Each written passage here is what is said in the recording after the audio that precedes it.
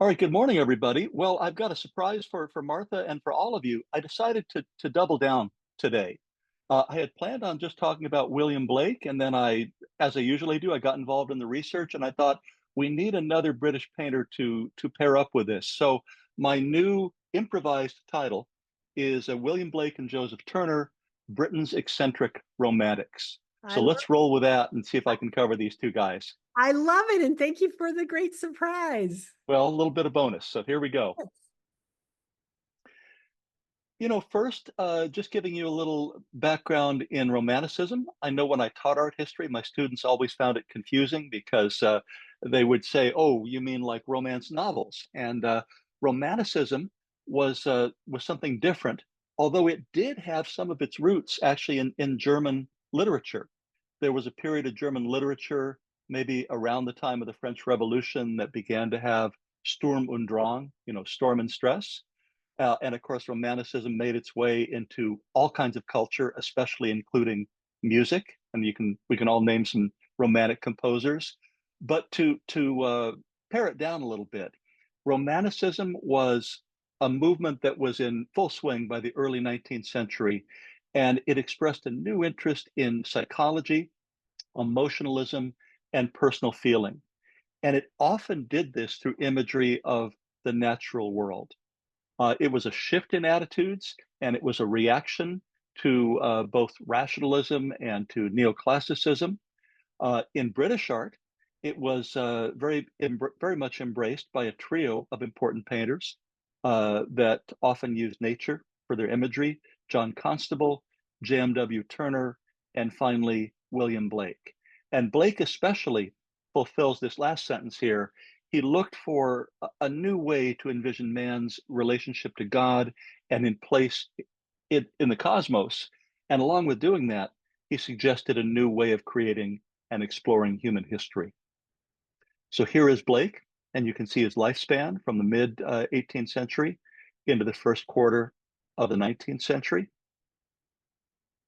What is he known for? If you've heard about him or if you've seen his work, what is his legend?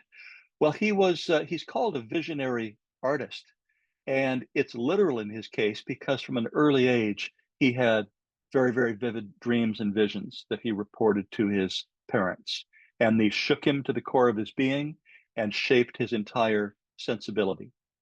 And the way his sensibility unfolded went into all kinds of different areas. He was a major and visionary poet. He was probably primarily a printmaker more than a painter, although he certainly is an important painter as well. And in all of these different areas, he expressed this great visionary romantic feeling, a new individual sense of the cosmos. Not surprisingly, in his own time, many considered him at the very least eccentric, and some considered him mad. And now looking backwards, critics tend to feel, well, he was simply ahead of his time, and his quote unquote madness was an expression of his difference and his ability to move ahead. He has a very conflicted and interesting and rich relationship with religion because he was a deeply religious man who revered the Bible, but he despised organized religion. And you will see some of the disparities and some of that disgust with organization in religion in the imagery. Here are some of his beliefs. Looking at these today, it's hard to see a man, but he believed in equality between sexes and races. And you want to think about, where that put him at the beginning of the 19th century. He felt that Orthodox Christianity suppressed natural desires, of course, sexual desires, and discouraged joy. So he saw orthodoxy as a control mechanism. He felt that reason could be oppressive and even authoritarian. And he saw Christ as a link between the divine and the human, but he had an original and a personal vision of Christ. So just taking a look at the way he painted, the way that he created figures, is going to show you his individuality. And the way I've set up the lecture today, I'm going to talk about his work and I'm going to give you visual contrasts to other works of art so you'll feel just how different Blake was. But here is an interesting piece of subject matter. something from Shakespeare's Midsummer Night Dream. And when you take a look at the figures, whether it's the three fairies that are dancing or the three figures that bracket the left edge, I want you to look at their lightness. They almost feel inflated, and their bodies are curved. They are expressive. You feel the flow of their motion. And if any of you look at those three figures and think to yourself, is that a little bit like what Matisse later expressed in his dance? I think that's a good assumption, a good thing to think about. You also can see his original use of color. It is really a kind of a monochrome wash drawing with hints of blue and red on top to accentuate, and create focal points. So here's a comparison. Take a look at this compared to neoclassicism, a French painting of the 1780s by Jacques-Louis David. In David's painting, the power of masculine resolve is really the subject. And the lines of the arms are tight and tendon-filled and muscular, and women faint emotionally into the background. But you'll notice that Blake gives all of his figures, male and female, the same kind of lightness, flow, and emotionality that David would have rejected in his male figures. And you can also see that the strict chiaroscuro and outlining and all of that you see in David is really changed into something entirely more lyrical in the work of Blake.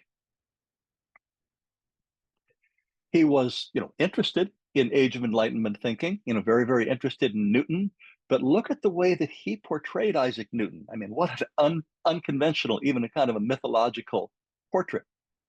So Blake had an opposition to what he called the single vision of science. He thought that science should be broader and more related to other fields. So the way he portrayed Newton, he has a nude Isaac Newton, or naked, whichever you prefer, perched on a rock and looking down at a scroll. And it seems to, recall a verse from Proverbs. And his ideas are projecting, from him directly onto this scroll. And I also want to point out that the compass that he holds is a Masonic symbol. So you have the idea that genius or creativity, at least in science, as far as Blake is concerned, is not something so rational and repeatable, but it's more about a vision. And to make a comparison, take a look. We saw this picture in an earlier lecture, Joseph Wright's view of a philosopher's lecture about the solar system. Look how different it is. In Blake, it's this primary, essential, almost mythological kind of creature who has the vision with a single tool, whereas over there in Joseph Wright, it is the academics. They're highly educated. They have a very, very complete model that they pay attention to as if they're observing the model rather than creating. And I think just this side by side will let you know that Blake really believed in the power of the single creative individual. And that is one of the myths of Romanticism, that genius is embodied often by one person, not by a field or a discipline. Did he have a vision of, a godlike figure? He absolutely did. He invented Urizen, and Urizen is a bearded man, and that's, consistent with other images of God we've seen in religious paintings. But he uses, you notice that same compass, the tools of an architect. And what he embodies is a kind of human quality, not something that a deity would necessarily have. He embodies conventional knowledge and wisdom and reason rather than divine law, which is thrust down, with a thunderbolt as a form of authority. And he had a female equivalent who was his equal called Ahania. So look at that comparison. I mean, there is something in common with Michelangelo's God, reaching out with that spark of life to give to Adam. But you notice, I don't know, something very, very different in the way that the message and the wisdom is being delivered. The figure of Blake lives in this kind of burst of energy. You might call it the fire of an idea, and he doesn't, offer this as a singular thing. It's something that spreads out and is offered to anyone who can accept it and see it in human terms. He had an interest in what you and I would call the occult. And here is a witch named Hecate, a Greek goddess of the underworld.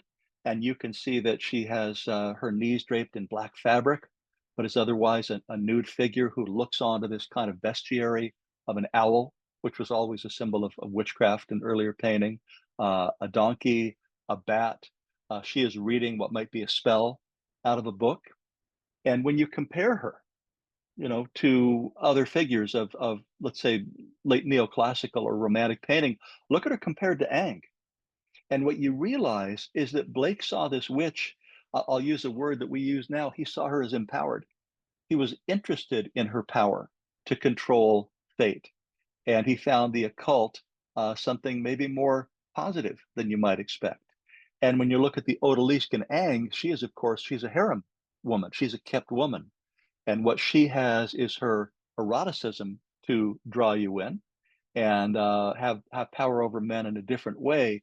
So there are two expressions of feminine power here, very, very different in the romantic and the neoclassical. And they're both, here's something they have in common though, they're both exceptional in some way. They're both exotic, but different imagery of the exoticism.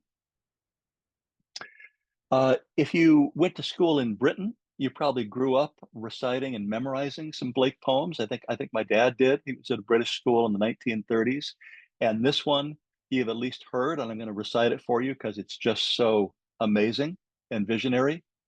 Tiger, tiger, burning bright in the forests of the night, what immortal hand or eye could frame thy fearful symmetry? And of course, it goes on, but it's a poem that's both about creation and it's about the tiger as a metaphor for the fire of an idea, all part of Blake's classic songs of experience. I said earlier that Blake believed in racial equality, and not only did he believe in it and all his life, worked against the idea of slavery, but he also made grimly realistic documentary imagery of slaves and their fate. So this one, a Negro hung alive by the ribs to a gallows, is an illustration he made at the end of the 18th century. And compare that with neoclassicism. There's an American neoclassic sculpture from a full 70 years later, Free at Last, an image of emancipation. And isn't it weird to see the African figure done in white marble and almost, if you will, sanitized, stripped of its ethnicity, and along with a female figure who seems miniature, but the whole vision of neoclassicism, where you always have to go back to the Greek and the Roman to depict a hero, seems really, really misplaced when it's applied to this theme of emancipation. And Blake, on the other hand, as grim and morbid as his vision was, is telling an awful truth, which was, we'll say, another role of romanticism. The Lover's Whirlwind, an image that he did from Dante. And I think you can see that Blake, you might want to call him in some ways an illustrator because he looked to Shakespeare, he looked to Dante for his ideas and his imagery. You can see lovers as well as other figures that are drawn up in this kind of fantastic vortex in hell that look as if they maybe are being drawn toward the surface. And what a contrast that makes to Baroque art. We may have seen this. In fact, I think we did see this in when we looked at Italian Baroque art, Correggio's Assumption. And in the Assumption, you have these whirlwinds of figures that decorate a dome and draw you up towards heaven. And look at how Blake has applied that to hell. He's applied that to a whole different, kind of world and darkened it and given it a much more morbid eroticism. Cain and Abel. And here, the body of Abel found by Adam and Eve. Look at the stylization of the figure of Cain as he runs away from the situation. It's not anatomical, it's flattened like a relief sculpture, but it has a brutal emotionalism as the figure grasps its head. And then look at Eve, who, leans her muscular body down on the body of her son. Look at that stylization where she brackets his head with her arms. fantastically weird and powerful. Compare that to Masaccio, to that fascination with naturalism in the body and light and shade and chiaroscuro. A lot of the things that the Renaissance artists were trying to accomplish, Blake set aside because he wanted to have a kind of his own graphic impact that he was making. He was an individual in his style, not a rule follower. Here's an archetype that appears in his images. And in this one, the figure Urzen prays before a world that he has made. What an interesting image of a deity or a god considering his own creation and hoping, praying that it will work. Compare that with Van Eyck, where a Christ figure is all powerful, perfect, like a Byzantine ruler in robes and surrounded with gold and jewelry. You can see that Blake did not have an authoritarian vision of religion, had an individual human vision of religion. Near the end of his life, his art got stranger and weirder and more dreamlike. This one, The Ghost of a Flea, is something that came to Blake in a dream or a vision. And if you want to compare that with Hieronymus Bosch, with the demon king that shits sinners down into hell, I think you can make a pretty good comparison. So there is, a visionary strangeness that does connect with some late Gothic artwork. Just to get a feeling of his ideas coming straight from his mouth, from his quotes, let me read these to you to get a final take on Blake. To generalize is to be an idiot. To particularize is alone the distinction of merit. I think he felt that generalization was something that too many scientists and churches were doing. Prisons are built with stones of law, brothels with bricks of religion. That's interesting, isn't it? That you don't get sin unless you have religion to compare it, like yin and yang. As the caterpillar chooses the fairest leaves to lay her eggs on, so the priest lays his curse on the fairest joys. Ouch. And did Goya look at Blake? Absolutely. Had a similar attitude. But wait, there's more. Here's the two-pack for the day. Let's also talk about Turner, another great eccentric and another great romantic, who really lived in very, very similar lifespan, just a little bit later than Blake. Turner was the son of a barber, and his mother was mentally ill. She was institutionalized when he was a young man. And I've heard at least one art historian say that the emotionalism in a lot of Turner's landscapes must have something to do with the sound of his mother's screaming. And that's, a chilling thought, but maybe it has something to it. He was known for giving nature a mood, which was something that I think really Oriental art was known better for before the Romantic era.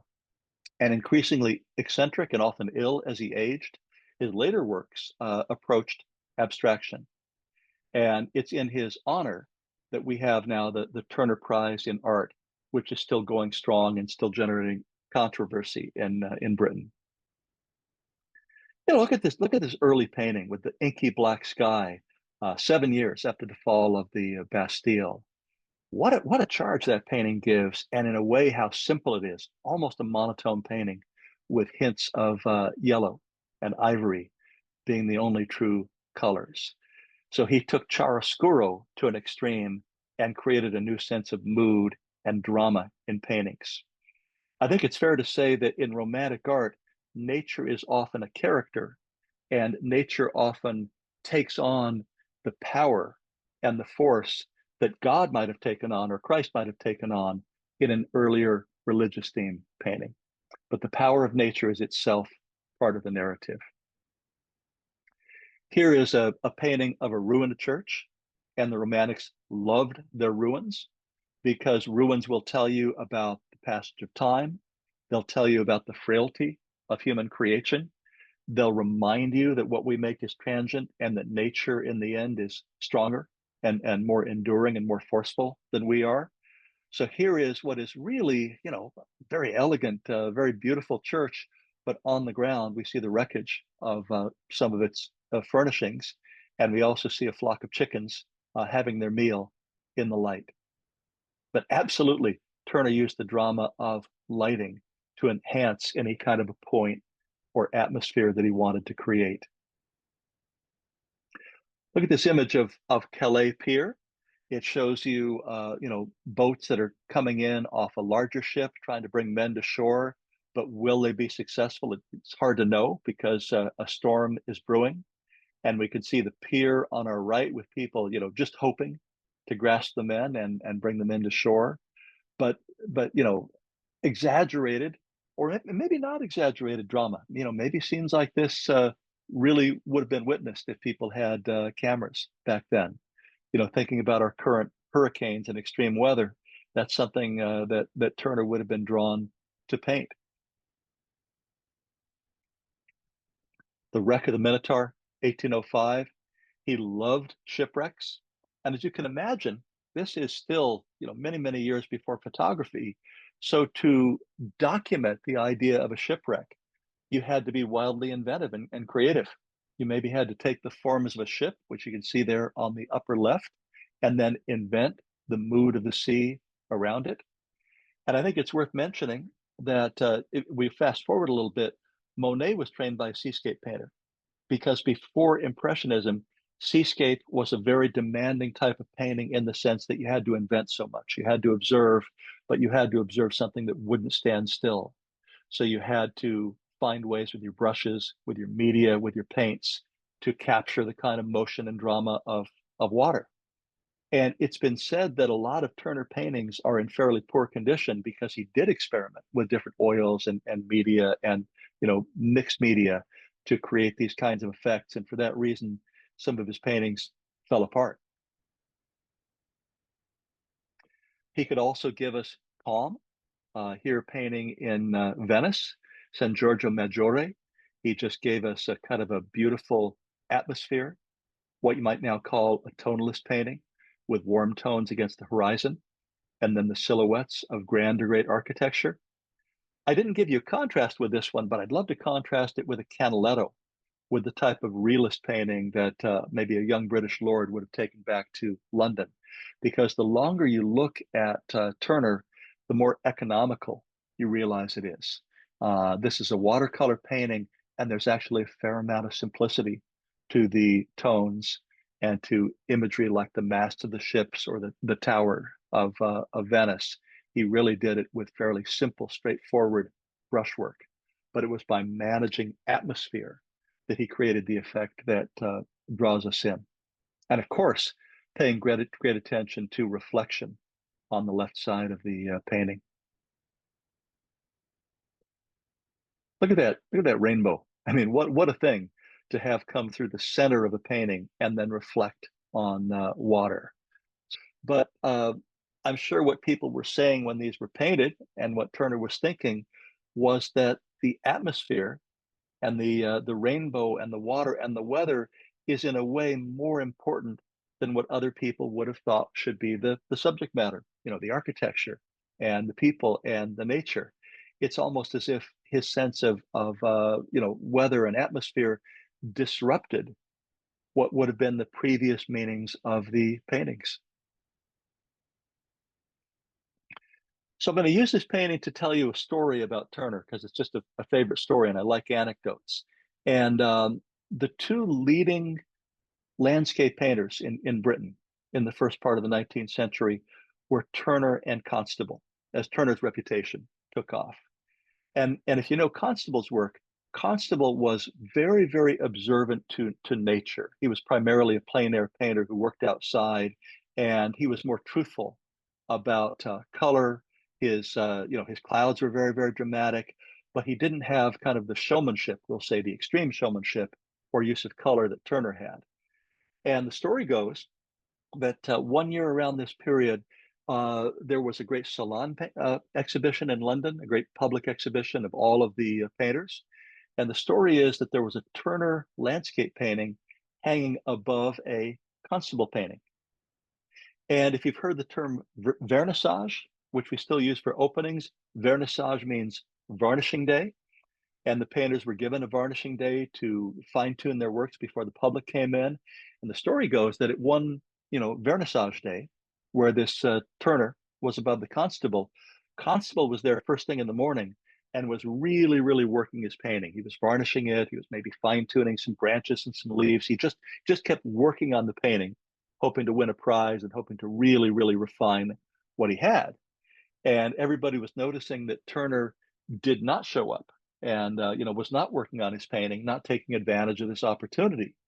And they came close to closing time, where they were about to send people out and be ready for the next day. And in comes Turner, was a small man that wore a stovepipe hat, and he reportedly got a little ladder out or had somebody bring a ladder, went up to his painting, and out of his pocket, he took an animal bladder or whatever they carried paint in back in those days because they didn't have the lead tubes, got some very, very bright cadmium orange, and he went up to his painting and went to where the sun was and went like that and smudged it around with his finger and then made a few trails with his thumb and then closed up the ladder and walked away.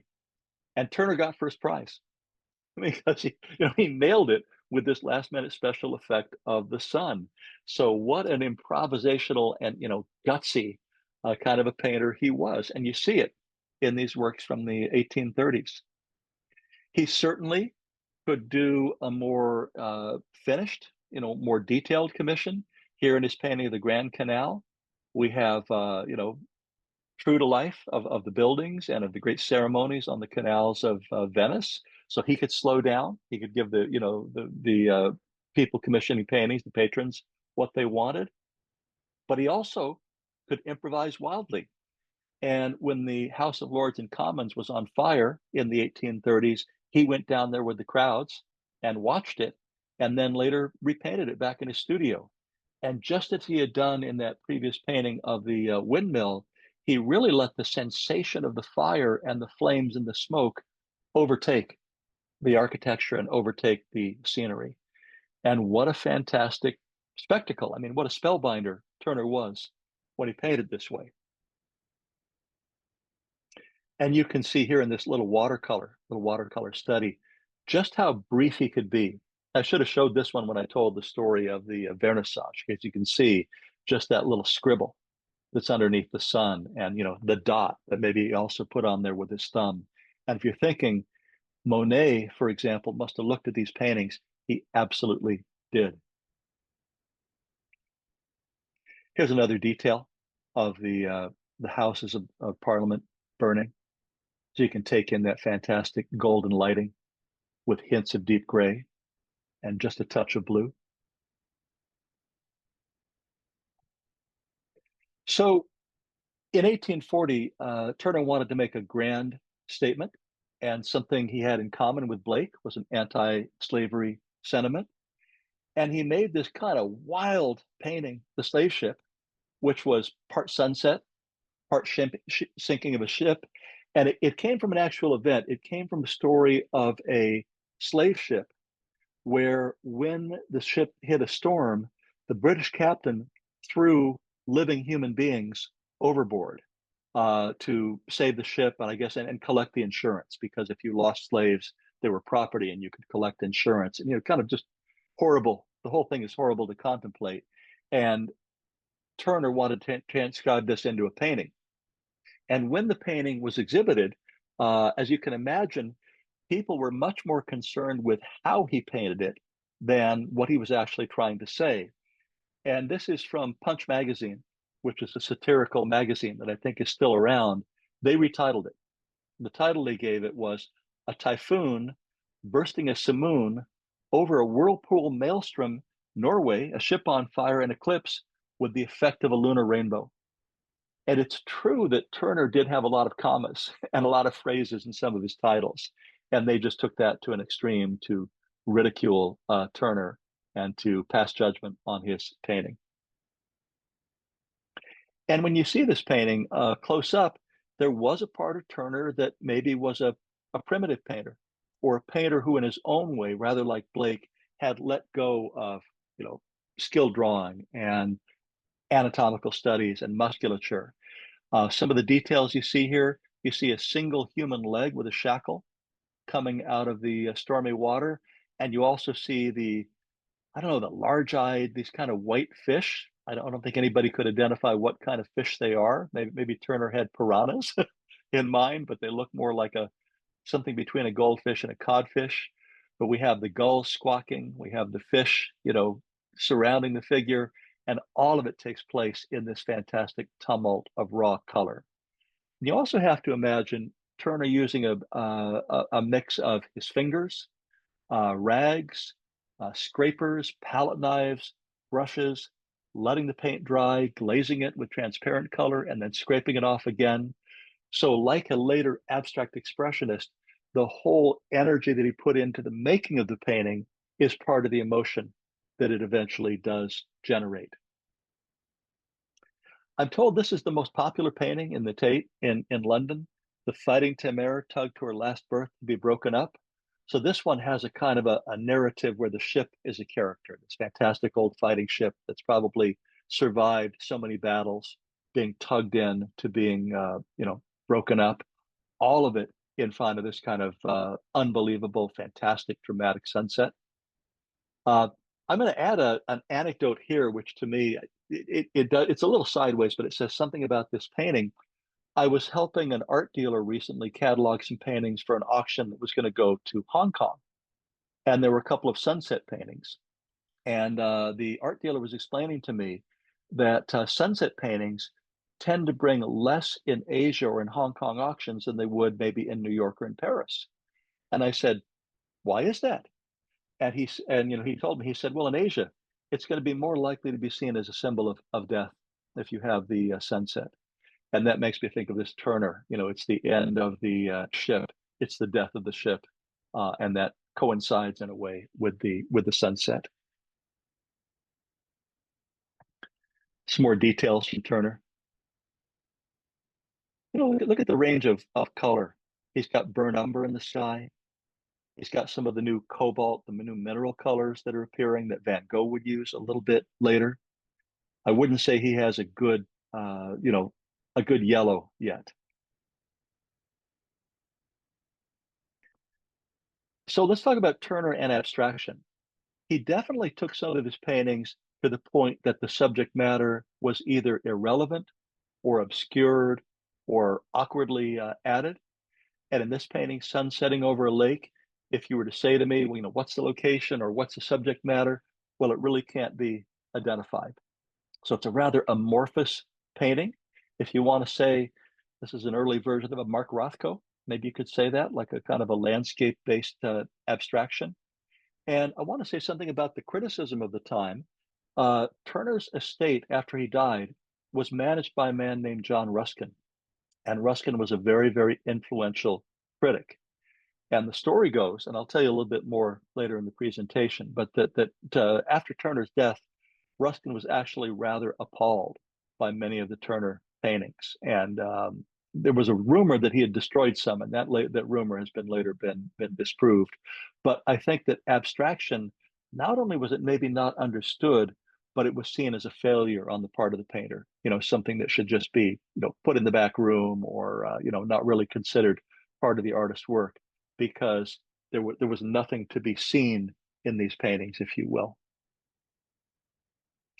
There's a story about Turner that when he wanted to paint the experience of being on a train, he took a long rail trip and stuck his head out the window, which of course, how dangerous is that? But he wanted to get the feeling of the wind in his face and everything rushing by, the smoke from the locomotive, all of the atmosphere. And that's what he wanted to represent.